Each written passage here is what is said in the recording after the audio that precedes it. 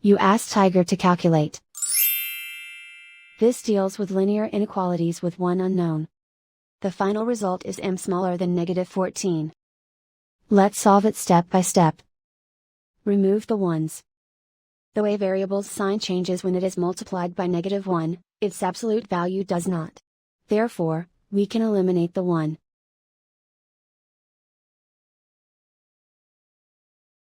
Group all constants on the right side of the inequality.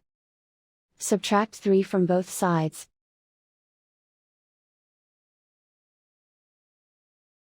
Simplify the arithmetic.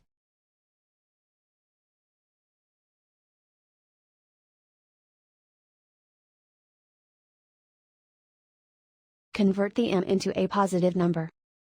Multiply both sides by -1. Whenever you multiply or divide by a negative, reverse the inequality sign.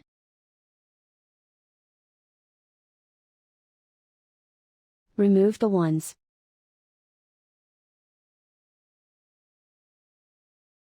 Simplify the arithmetic.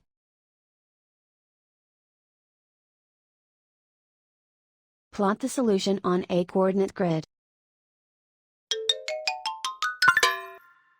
And so the final result is m smaller than -14.